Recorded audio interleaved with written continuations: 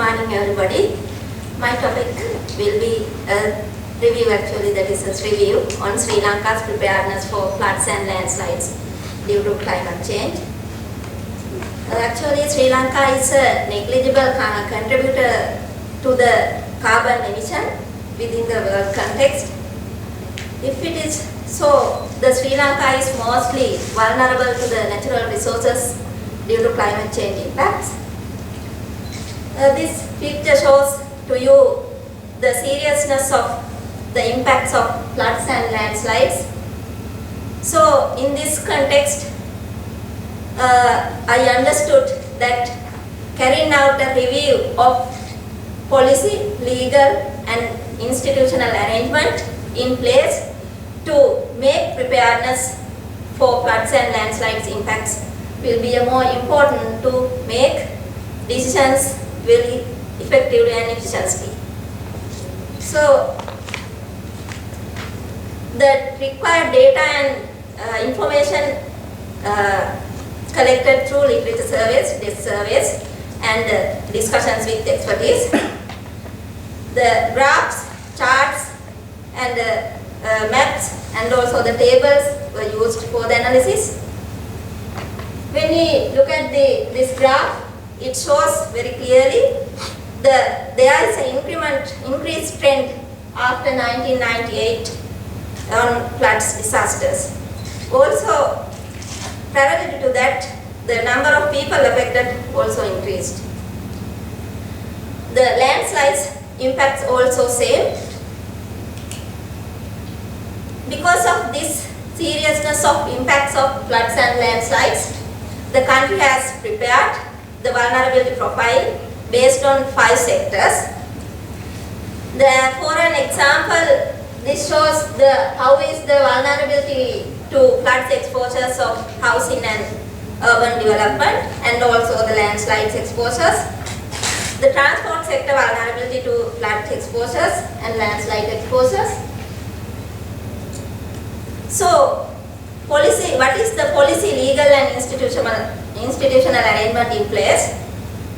We have National Development Policy Framework, that is the country's overall policy in the country for all sectors. In that policy, the policy has very clearly mentioned what are the strategies going to be used for disaster risk management. And also we have sector-specific policy, National Disaster Management Policy. Apart from that, we have National Disaster Management Act, that is the main legal enactment for the disaster risk reduction.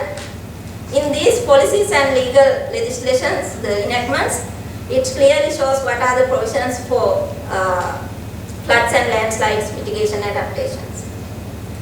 So we have, apart from that, we have a lot of policies, strategies as well as guidelines. Very specifically I should mention, we have guidelines for construction in floods and landslides in prone areas.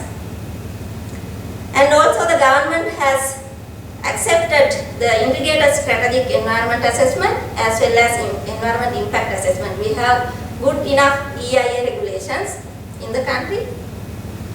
So when we go to the institutional arrangement, what is this National Council for Disaster Management?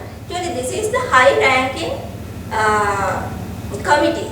It includes, it is headed by His Excellency the President. It includes Honorable Prime Minister, Minister of Opposition Leaders, Opposition Leader, then the Chief Ministers, Opposition Member of Parliaments. In this committee, His Excellency the President, Prime Minister and the Opposition Leader will be, and also the Minister of Disaster Management as well as the Disaster Management Center will be the key actors in this committee. Also it includes 20 number of ministries, line ministries. So what is the disaster risk management framework and coordination mechanism? Actually earlier we didn't have decentralized mechanism to coordinate disasters, but now it is in place. Disaster Management Center is the key role player, In this mechanism, the government sector, the private sector, as well as non-government organizations are involved in. DMC will link up with all these institutions, as well as from national level to the village level. From the national government to village level, we have established coordinated mechanism to coordinate with the disasters. So finally, I found through my review, there are a lot of policies, well-established policies.